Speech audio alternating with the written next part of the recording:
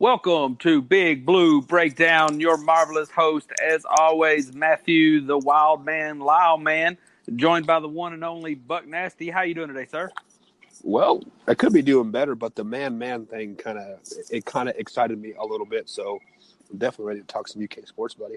It definitely should. It definitely should. And if anybody's listening in the northern Kentucky, southern Indiana area, hope all is well. We've had some storms through this area and other areas in the country, too, if you had some bad storms. I just watched the news that covers my local area, so I don't know what else was going on outside of that. But let's just dive right on in, Mike. It's March Madness. It is here. It's The time. madness has begun. We haven't played since we did the last show. Last show was Tuesday. Didn't have a game yet. We're playing Friday night. Revenge tour starts. Kentucky, Alabama, 7 o'clock Friday night. What's your thoughts, Mike? Well, my thoughts are, I don't know yet. It kind of depends who we play. Well, we're playing Alabama. I mean, I meant is it the Alabama earlier in the season, or is it the Alabama that kind of stumbled later in the year? I really think Alabama is going to come up and be ready and definitely be hype for this game. I'm just worried about our kids. Usually that first half after the afternoon break and going into the evening sessions, that it kind of takes a while to get into the groove of the game, and hopefully Alabama doesn't hang around long enough and get confidence enough to give us any trouble. I really hope Reed gets in there for about 12 to 15 minutes and just kind of see how that knee is holding up for him. Yeah, I look at this. I can't get, and maybe this is where we fall trap. It's hard for me to get too worried. Under Calipari, we've only lost one time in this first game. It was that 2013 season. We lost to Vanderbilt. I don't really see that being from this team at all. I think that this is a hungry team. This is a team that wants it, especially having lost to Alabama earlier in the season and the way that they did. Right. I think they're going to come out very hungry. I think at this point, it doesn't really matter how it really even looks, because at this point, except maybe that 1-16 matchup where that 16 seed's always always downtrodden. Even last year when they beat Virginia, no one ever believed it. And 20 points with a minute left. You just don't buy it. There's no game that we would play for the remainder of the season where even if we won by one in the ugliest of manners, that I'm panicking.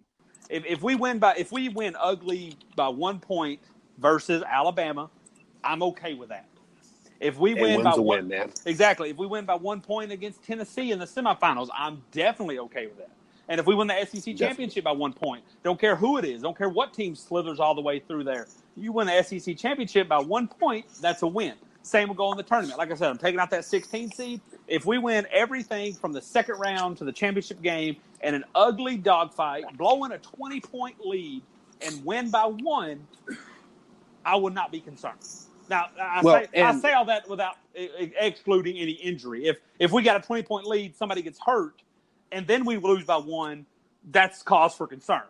But at this point of the year, each win is its own thing. I mean, I've seen Kentucky, that 2011 year, we barely beat a bad Princeton team, went on to make it to the Final Four. That 2010 team and 2015 team, we beat everybody by 30, and then we got bit in the butt. So, at this point, every game's its own entity. That was actually what I was just getting ready to say there. If we do get a one seed going into the tournament, I'm actually kind of hoping for a close game versus that 16 seed, just so we can wake up a little bit like, hey, this is not going to be a cakewalk. So I don't know. Well, first off, just because it's a weird point. I want to talk a lot about the tournament because obviously that's the party. That's the main show. That's who we're here to see. You go see the biggest band in the world. The SEC tournament is just the warm-up, just the opening act. It's the people are still filing into the concert. Right. This is just some entertainment. So I'm going to go on a limb And like I said, I'm going to refrain from how I think the game's going to go because at this point it's tournaments and it really doesn't matter. And oh my Lord, not to deter, but this is what I was talking. I'm sorry, Mike. I'm going to have to derail the entire show by just what I just seen. And look, I don't know when you're going to listen to this, but for those who are aware, it's Friday. It's Thursday night. Everybody said that the committee was being petty by waiting to see what Zion could do before seeding Duke. Now, I have no clue what their tournament future is going to hold, but I just seen it's halfway through the first half. They're up by 15 on Syracuse. Zion has 16 points, 8 rebounds, and 5 assists. Like, man. That's – look, we've gone through this. He's good. I don't like Duke at all, but that's why you do that. Because we talked about this. I talked about this with Billy. Me and you talked about this, Mike, that if he can come back and be who he is, you have to really just shelf those losses and say, hey, this is who they are. Now, and me personally, if Zion – I'll be honest with you. You know, and I think this is kind of something we can segue in or we can circle back around to and talk when we get to the tournament.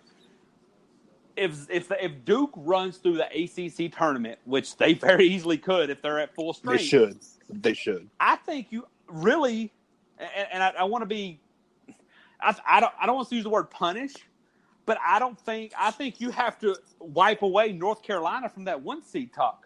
Because if you're going to say Duke, we're going to give you a little bit of leeway because we know you're a really good team when you're healthy, then I don't think you can say North Carolina, you're a definite 1 seed because you beat Duke twice.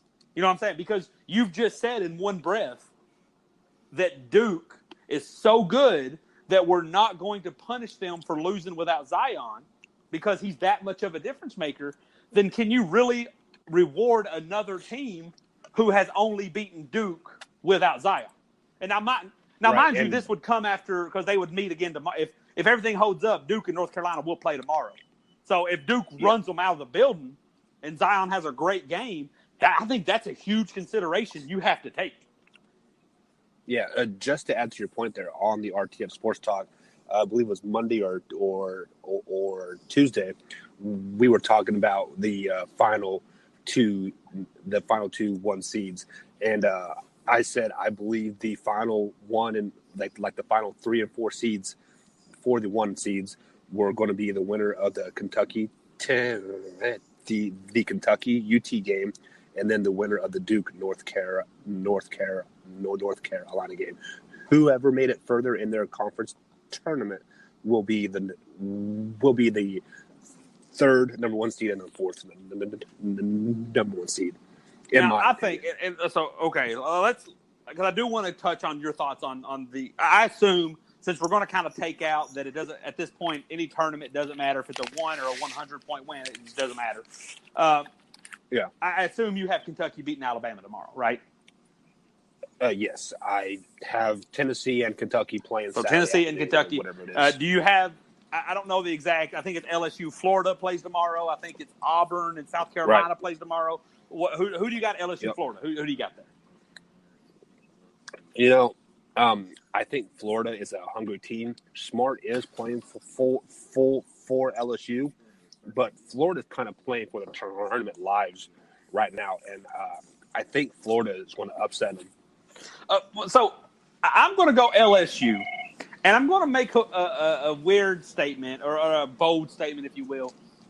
I think the kid plays, the smart kid plays.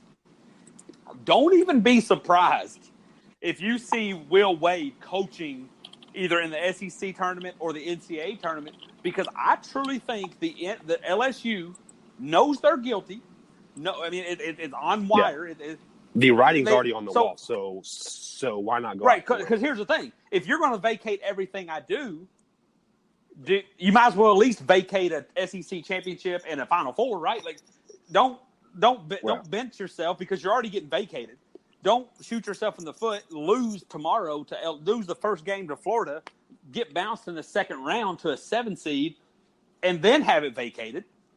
You know, go out. Like, see if you can make a run. See if you can put this together, claim an SEC championship. See if you can get to the Final Four, and then vacate it. And the fans will at least have something to remember. You'll at least have something you enjoyed because you're getting them vacated anyway. Like these losses or these wins are gone, so you at least might as well have a run out of it. So I think LSU. I think they're doubling down. They say we're guilty.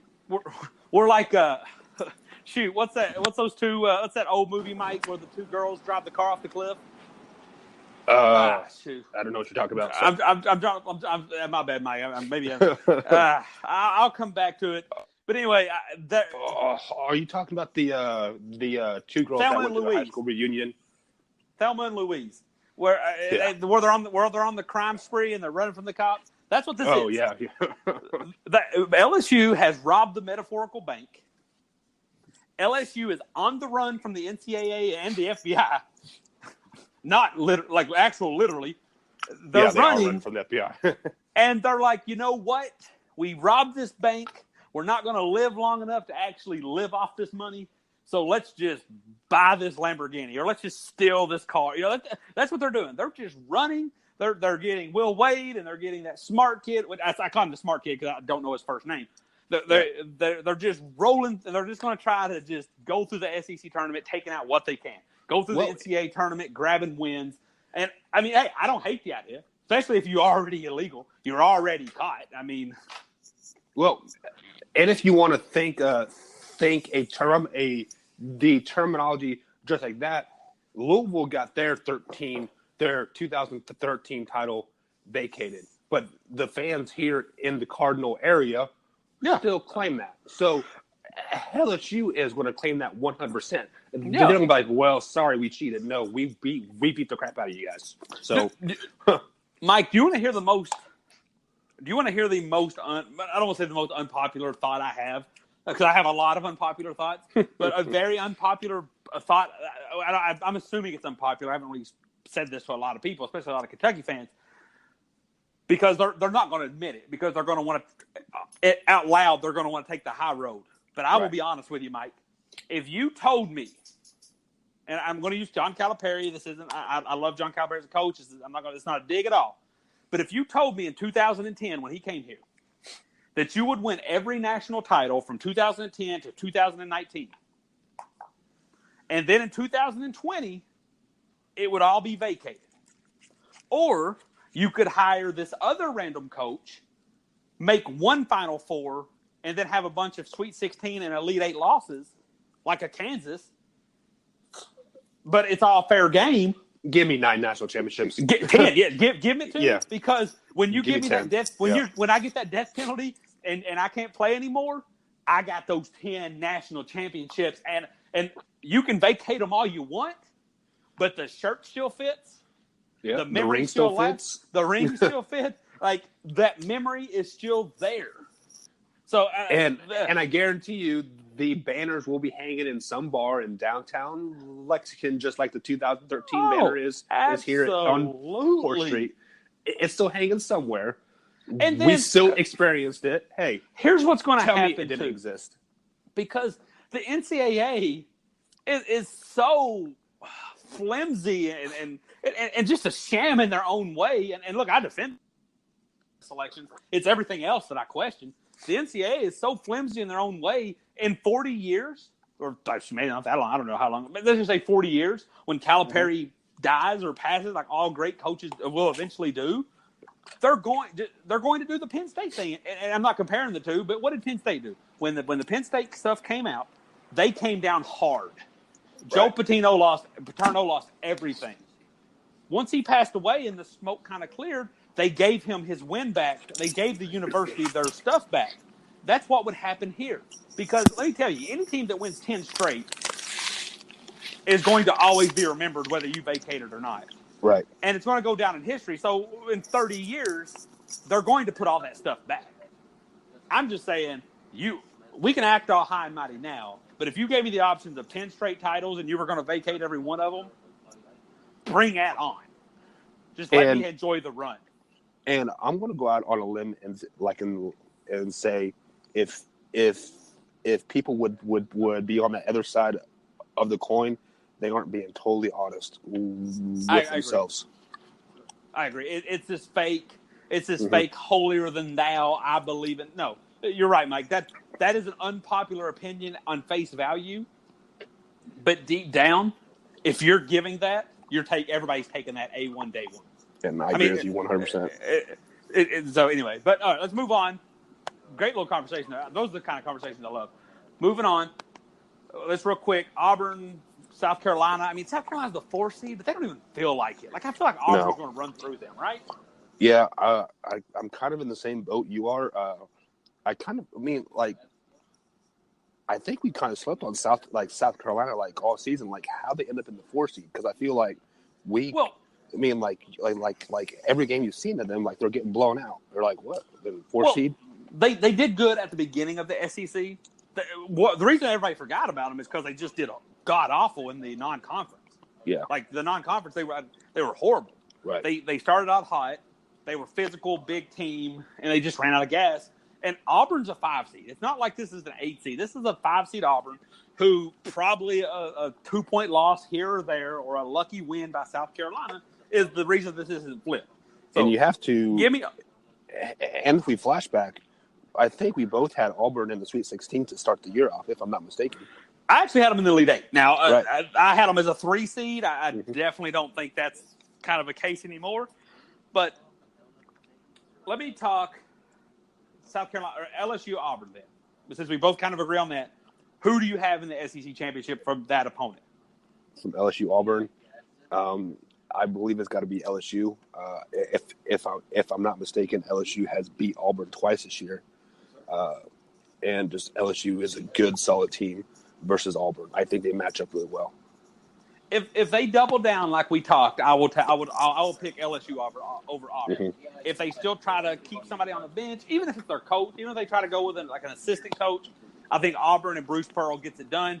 Let's get to the hypothetical game that we all really expect to see: Kentucky, Tennessee. Who would you take round 3, Mike? I don't want to take a cop-out answer, but it all depends on Reed Travis. Is Reed Travis playing the full game? Is he playing 10 or 12 minutes? If Reed Travis plays a full game, we beat them.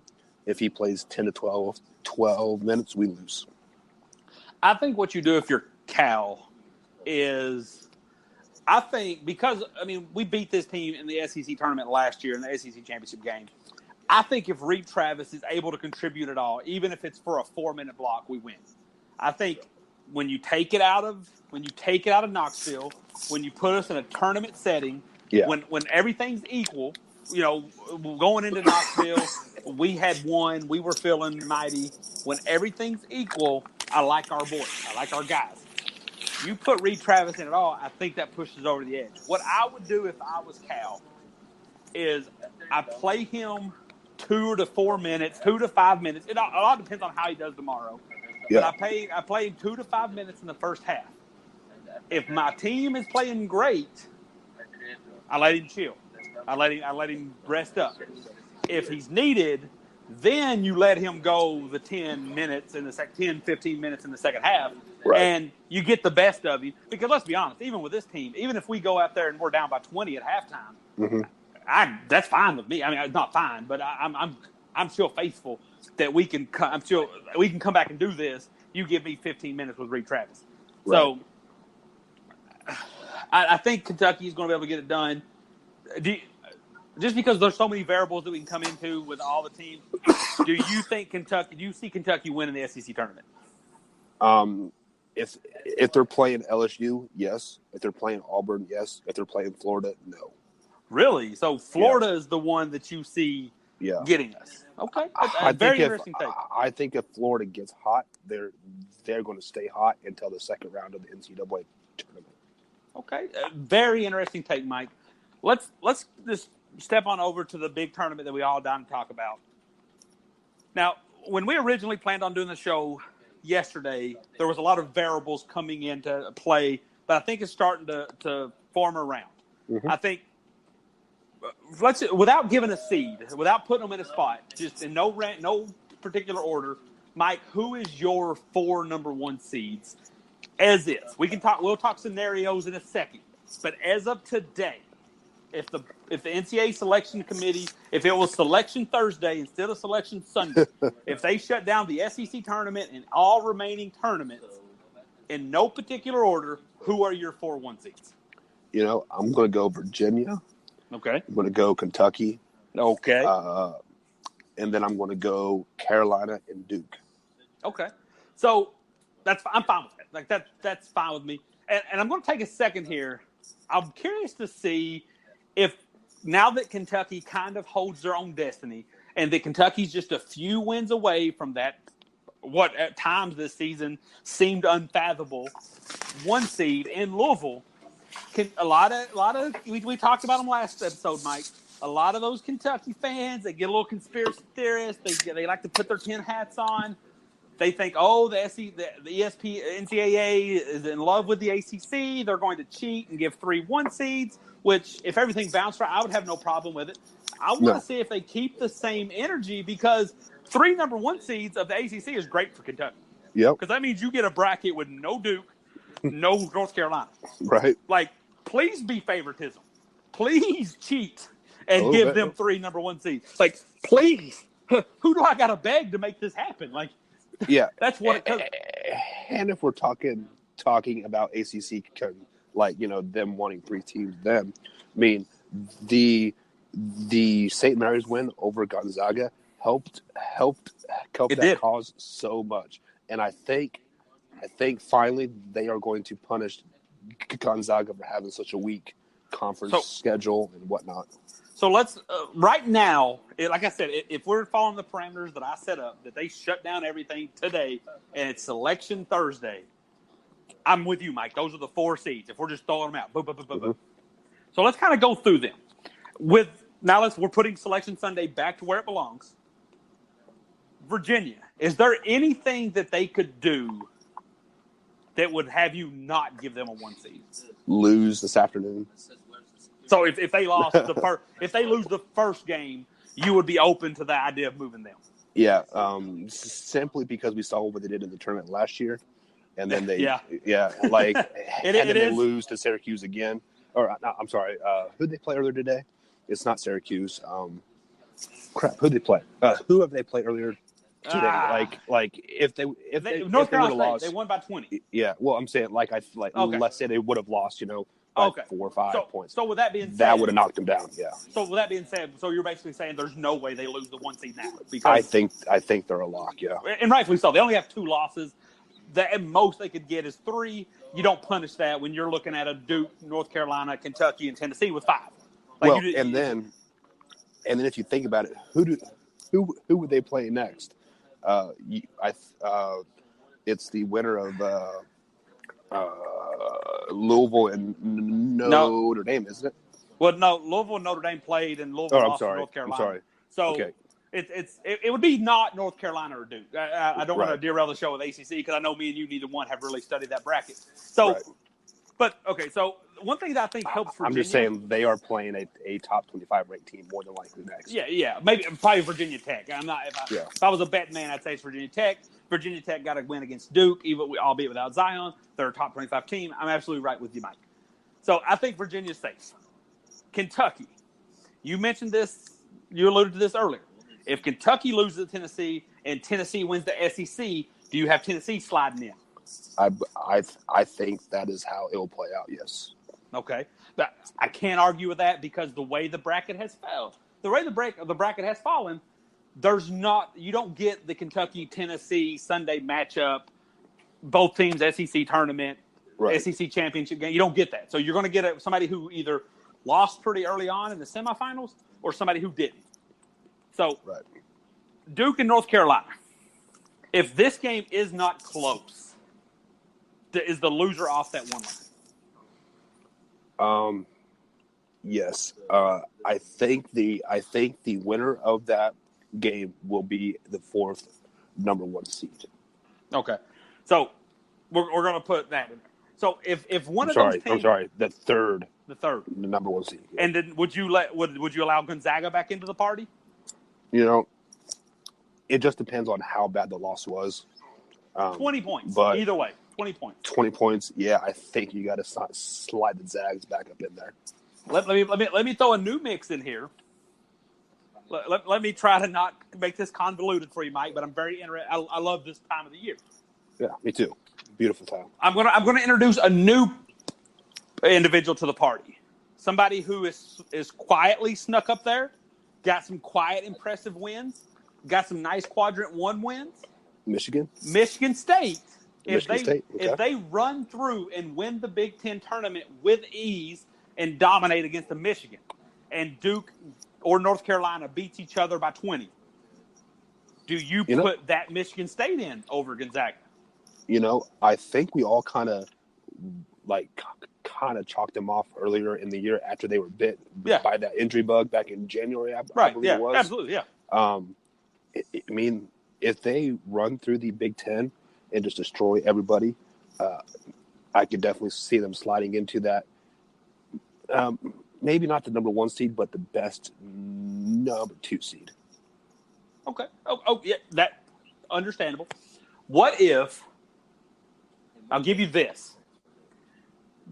Duke, just because it makes it interesting. We'll start with the ACC. Duke demolishes North Carolina by 25. So North Carolina has a 25-point loss to a Duke team that's full health. Duke then demolishes Virginia, which is the only team to beat Virginia. And they would have beat them. That would be 3 times. And if I recall, none of them was particularly close. So now you have Duke as the ACC championship with big, huge win over North Carolina, big, huge win over Virginia.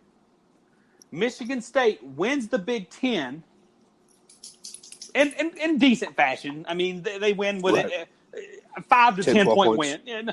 Yeah, but they win the championship by 5-6 points, whatever. Kentucky, Tennessee goes to triple overtime.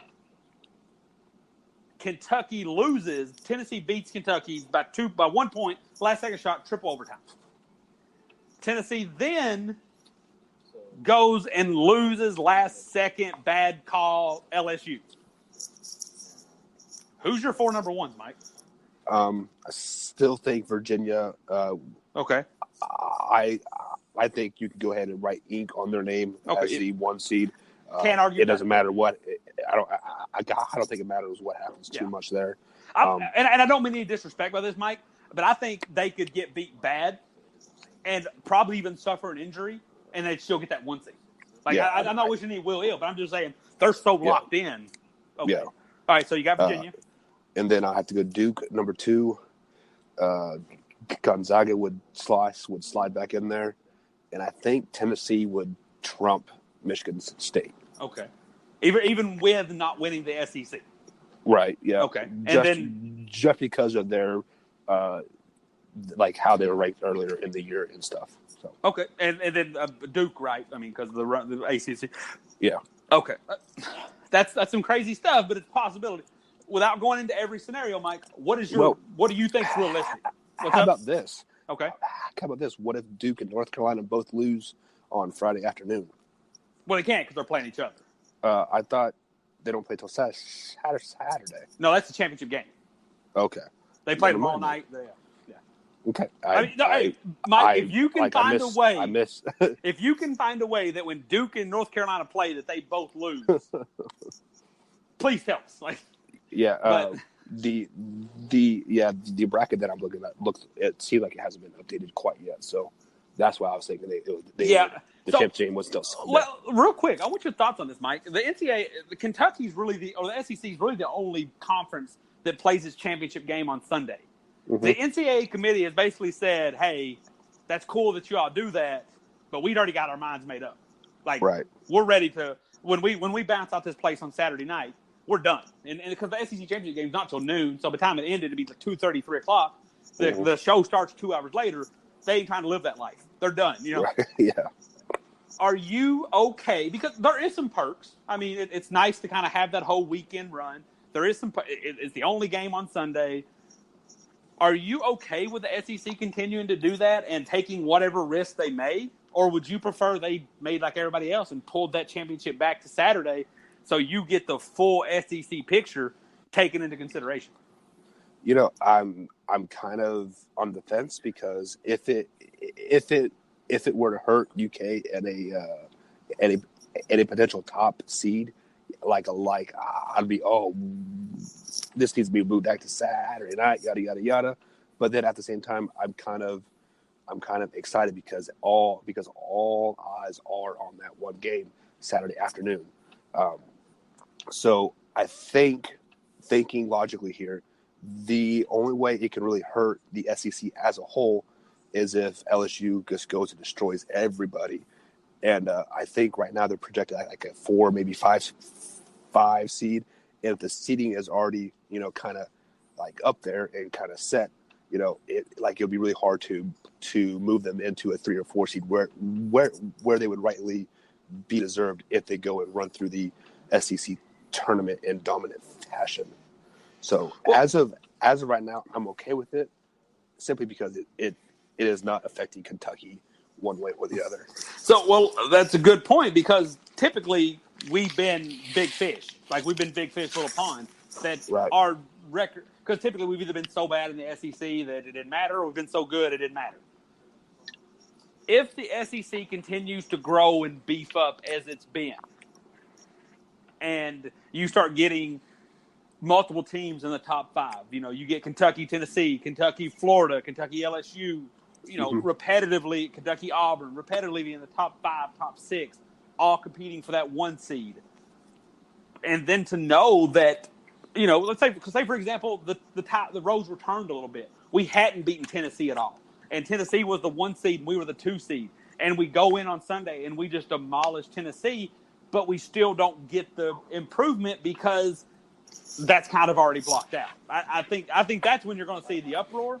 Mm-hmm. But I hate for it to get to that before it happens, because it kind of happened in 2016 when we beat Texas A&M. They beat us twice in the regular season. We beat Texas A&M in the SEC championship, but they were still seated higher than us. So right. Well, if I remember correctly, I want to say maybe 3-4 years ago, the Big 12 tournament, it didn't start till 6 o'clock at night on a Sunday, and the selection show started at 8 o'clock. So I believe the game went into overtime in the championship game. So the game was actually still being played as the selection show was happening. I feel like I recall that. Yeah. For some reason, I don't feel like it was that late, but I feel like it was like a 4 o'clock, 6, something along those lines. Like I feel like that was something. It was basically like the game got over and the selection show started like 10 minutes after that. Like, it was something crazy. Because it was overtime, and I'm sure that the time zones had something to do with it. The selection committee's probably in New York, and if you're playing Kansas, that's 1 to 2 hour behind. So, but what happened? Because Kansas typically ran that league, but over the last couple of years, we've seen other teams become prominent. You've seen the likes of Kansas run the league, but they would always be second quarterfinal exits in the Big 12 tournament. Typically. Right, I agree. But what I'm saying is, when it stopped being a 1-team league and the league became overall really good, and you started having to take things into consideration, they was like, hey, let's get this done on Saturday. Which, not to talk Big 12, I'm sorry, a shock here. Just thought Texas A&M lost.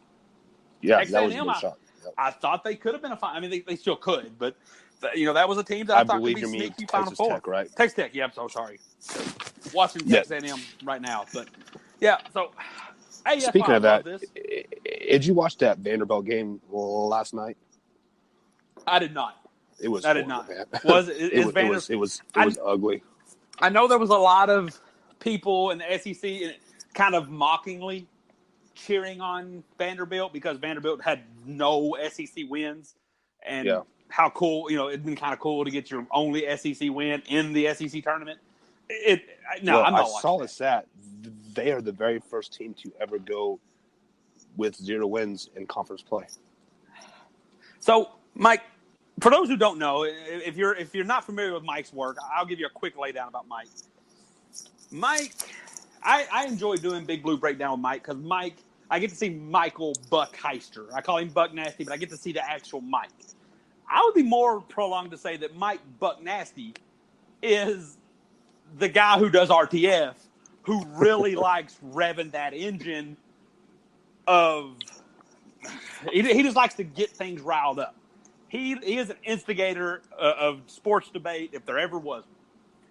So now that I kind of have you on in chill mode, and this was a question that if you ever listened to some early season RTF, we brought up. Mike, the regular season's done.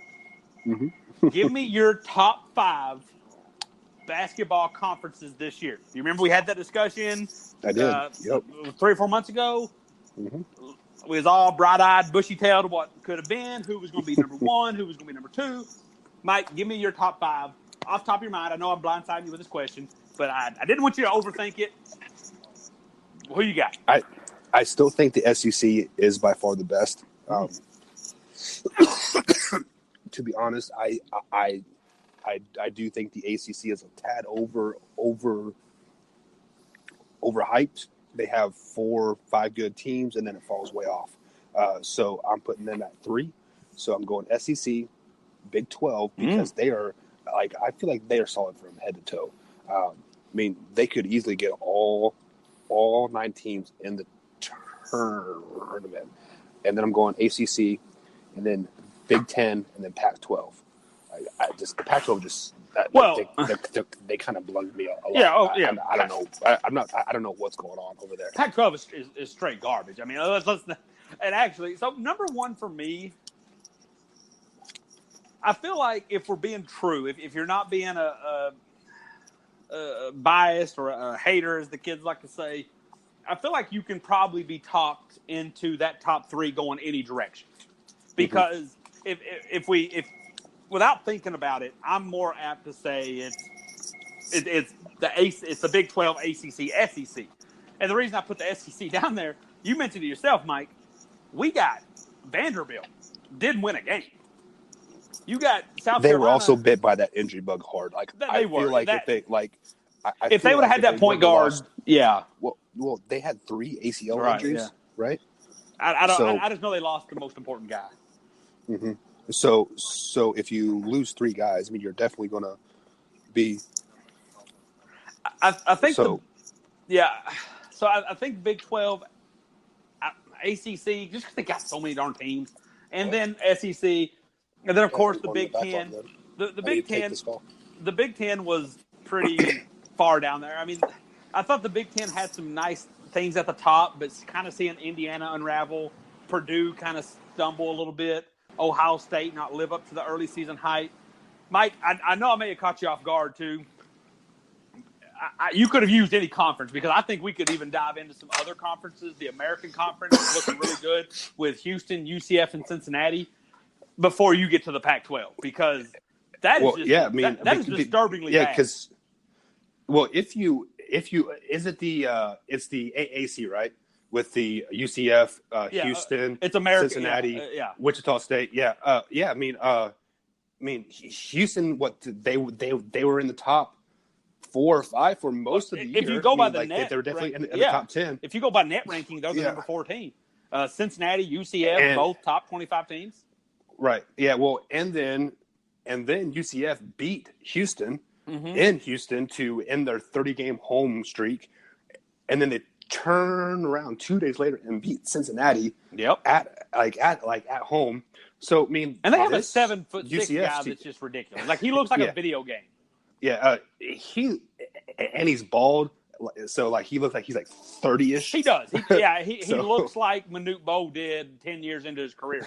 Right. But he's just so big compared to because mind you, the American Conference isn't the ACC and it isn't SEC. They got some pretty undersized kids. Well, and he got Creighton, and he got Creighton in there now too. If you guys remember, a couple years ago, they made that good run when they were in the same conference with Wichita State and Northern Illinois. What was that? Was it the Missouri Valley Conference they were a part of? Northern Illinois, and then they left. I'm not sure. Well, I thought Creighton was all these teams were Big East. No, Creighton joined the AAC, if I'm not mistaken, when Wichita State joined them as well, and then they had some other team that joined that conference too. So, Well, okay, so I'm not sure exactly, but let's go. What about that? What about the Big East, which has been down, but they had a pesky Seton Hall team, a Villanova team that looked really bad, then looked decent, and now is looking kind of bad. Georgetown. Would you put those guys? Was that a better conference than the Pac-12? Because Villanova was down this year compared to what they were, a couple years, last few years. Seton Hall, they are a good Cinderella team. They'll upset somebody in the first round. Maybe make it to the second round. But if you look at the Pac-12, they still have Arizona. I believe they're currently ranked 16th or 17th. I've seen them play quite a few times. They got that pretty good coach. I forget his name, but he offered that $100,000 to that guy, which he's still, which is kind of funny that he is still coaching and like a part of that staff. So I really wonder how much of this FBI is really going to affect LSU in the end. But that's a story for a different day. Definitely. That's a great story that I'm definitely going to and you need to look out for Oregon too. I saw Oregon. Was it Oregon USC that played last week, two weeks ago? Oregon's kind of an underrated team. So I think if you went head to head, Pac-12 versus Big East, I think Pac-12 comes out on top, just because they have a lot of those pesky teams that pull out wins somehow, some way when they're not supposed to. Okay. Hey, I'm definitely there. We're really at a point where it's, more so. It's a little better than it's been the last couple weeks. Yeah, because the last couple weeks you're just kind of playing regular season games. Really. Let's be honest. We're getting into it. We're getting into a good part, and the SEC, even though it's not near as important as the NCAA tournament, I love when Kentucky plays 3 games in 3 days. I love knowing that the fact that if Kentucky handles its business, that tomorrow night at 7 o'clock, I get to watch Kentucky play. Great thing. If we win there, around 2:30, 3 o'clock on Saturday, Kentucky will play again. And then if we win there on noon Sunday, Kentucky will play again. Now, I know that's but it's rough easy on my eyes. I love watching it. I love waking up at about 1 o'clock in the afternoon and seeing basketball on from 1 until like 11:30 at night. Well, that's why, man, those first 2 weeks of the first 2 days of the NCAA tournament, that Thursday and Friday. Those playing games are so dumb. Really, those games. They are. Yeah. They're just there. I mean, it's something to However, have on in the I did read some crazy stat, not to get too off topic here. It was the 10-10 seeds. Every year, one of those 10 seeds have made it to the second round. That has been in part of that playing game. So, for some bracketology for you all that are ready to pick your brackets. So, Mike, I want to bring something up. If you're a listener of the show, it's kind of like a needle in a haystack. You'd have had to listen to one particular episode all the way through to the very end. So, Mike, I do you remember when I brought up what I wish the NCAA tournament would do with the first 2 seeds and then having the round robin double loss elimination and then the best 2 out of 3? So I did it. I sat down one day and I did it. I just wrote down if the NCAA under Calipari, if the NCAA did that.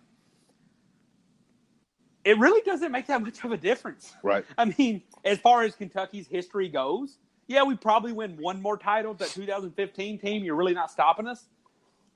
But 2014, once I got to doing it, I realized we would have had to beat Florida in the SEC in the NCAA tournament that was when, 2 out of 3 times. That was when Florida had their back-to-back championships, right? Yeah. That was all the seniors. No, I'm talking about that 2014 team. Right. But when they went undefeated in the SEC tournament, but they got upset by UConn. I just started doing it. I just started looking into it, and I'm just like, I don't like our odds to go. When I first came up with that idea, I thought Kentucky would run through it and beat everybody. But then I got to looking, and I was just like, I don't like that team beating that team 2 out of 3 times. So it really didn't make that much of a difference. But I really want to see it. I really like the idea that you had when, you can win the conference tournament. That doesn't matter. I want to let the regular season conference winner in. Like, I like that idea just because, I mean, like, yes, teams get hot, but do you really let a 9-22 team in the NCAA tournament? Like, no, you don't. Right. And so it doesn't make a difference enough with the big conferences because typically you don't see too many upsets. I mean, you got a pretty good idea who's going to win the ACC, SEC. You know, realistically, there's 3 teams that can win the ACC. There's 2 teams that can win the SEC. I think it's Kentucky or Tennessee. And then, how many of you think in the Big 12, Mike? Especially with Texas Tech losing, you think there's probably about 2 or 3 teams that have a chance to win that? I think it's between Iowa State and Kansas, to be honest. Yeah. Yeah. So, two, especially with Texas Tech being out now. So, it doesn't matter because you don't get that in. I mean, look at the bad teams in the SEC tournament. Man, they are bad. Like, so, but what you're doing is you're having teams like Belmont. Belmont had a really strong year. Murray State had a really strong year with a top 3 NBA pick with Ja Morant. Yeah. One of those guys we're going to lose. I don't like that Belmont had. I know that Ja Morant's going to be good in the tournament. I think his skill. Let me ask you this real quick. Upset somebody. Let's say, but Belmont had a great season, and do you think the tournament committee would have let Murray State into the tournament just because they do have a top 5 prospect on their team? Sell tickets, be a good talking point for a week and a half. I think they really want to. I think they would really be trying to find a way to do that. But I think one thing that helped is scores like Indiana losing. If Alabama had lost to that, those teams that are the last 4 in, if you lose, it's much easier. When Indiana loses in the first round of the Big Ten tournament, or Alabama, who was squeaking there, if they had lost today. I was just talking about Indiana you're easier to do Murray State. I was listening to some radio show. I can't remember what it is, but it is it's about Indiana sports. They said in the last 3 weeks of the season, Indiana is a top 5 basketball team. But if you play their whole year out minus those last 3 weeks, they are not even in the NIT. Like, how crazy is that? Like, a team can be so up and down. Well, I think that's even misleading on its own front because Indiana had 3 wins in the month. Indiana had 4 wins in the 2019. The guy who even said that is full. They beat Michigan team. State twice. Indiana had in that span. So I believe that's what they were referring to. They did, but 2019 has not been kind to them. They started 2019 by beating Illinois, lost to Michigan, lost to Maryland, lost to Nebraska, lost to Purdue, lost to Northwestern, lost to Michigan, lost to Rutgers, beat Michigan State, lost to Iowa, lost to Ohio State, lost to Minnesota, lost to Purdue, lost to Iowa, beat Wisconsin, beat Michigan State, and then beat a Rutgers team that's not good. Like, I get what he's saying. I get what anybody would say. They beat Michigan State. We just talked about how good Michigan State could be. Well, but then you got to kind of play this aspect. If you let's say Murray State would have lost and they let them in because they had a potential, or they do have a top 5 prospect on their team. Indiana's the same way. I believe Romeo's ranked number 4, in the prospects. So do you let Indiana in too, just because of those big names on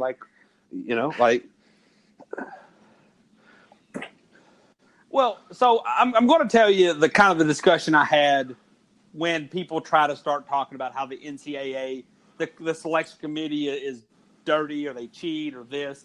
If everything if everything's even, right? Like if you give me, and I'm just going to use this for example, if you give me Kentucky's a 1 seed and you have Right. Duke and Houston as a 2 seed, right? Like that's your potentials, and you have your list of things, your list of criteria.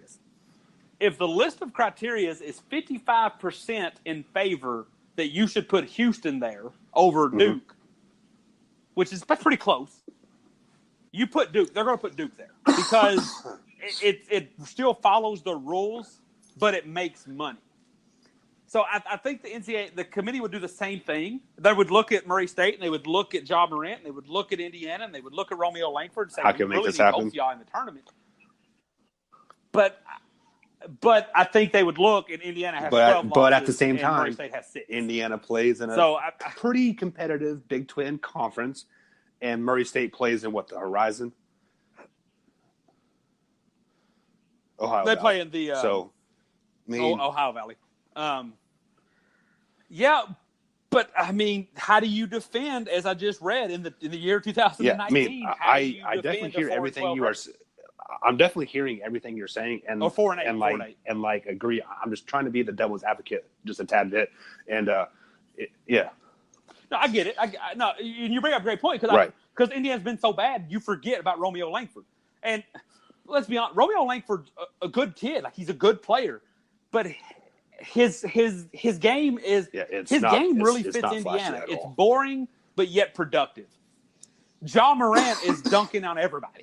Now, will Romeo Langford be better than Morant? Potentially. I mean, there's a lot more hype around him. He's had a lot more raising, if you will, from the AAU circuit when Ja Morant really didn't get all that. But Ja Morant is college selling tickets, and if I'm going to put my integrity on the line, which at the end of the day, the NCAA committee isn't a evil society. The NCAA committee is guys like Mitch Barnhart and ADs and ex-coaches who their job is to make money for the NCAA and be as partial as possible. But if I'm going to put any integrity on line, I'm going to do it for a 6-loss conference championship runner-up, assuming they had lost, with a Showtime type player. Before I would ever try to squeeze in a first-round Big Ten losing 4-8 in the calendar year team with a guy who might not even show up. I mean, Romeo Langford kind of disappeared today against Ohio State. I definitely agree with you on that. I mean, I would like to be just sitting in the conferences, just kind of see what they do. Like, is there arguing? Is there paper throwing? No, we got to let Murray State in. No, we need Indiana. I would love to be a part of it because I'm always so fascinated in life to see how things, like even like a house is built. How do you go from absolutely nothing to a house?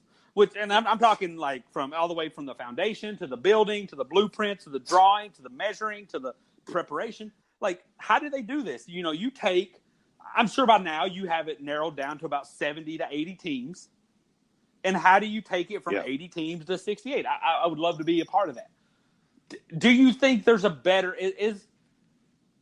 if we wanted the best team to have a shot at winning without doing what I said, where there's the best of 2, best of 3, if you wanted the best team to ensure that they had a shot at winning, is this the best approach we have? Like, do you feel like anybody who truly has a shot at winning is getting left out? I mean, I don't know, because it kind of depends who gets left out from the Big 10 or the Big 12 conference. Because I think teams that are kind of in the 8, 9, 10 range from those 2 respective conferences, I think they can get hot and make a Final Four run. Like, I believe TCU was ranked 7th or 8th. No, they were 8th or 9th in the conference. They are last, and they could get hot and they could beat anybody. They beat KU earlier this year. So I think TCU is going to be left out just because of their loss today versus Kansas State, and they've kind of stumbled the last few weeks of the season. But yeah, I think TCU could definitely make a good run if they were allowed to. So let me ask you another what if to kind of, since we've acknowledged that in the NCAA tournament as it is can lead to some pretty sporadic things. It can lead to Virginia being beat as a 1 seed.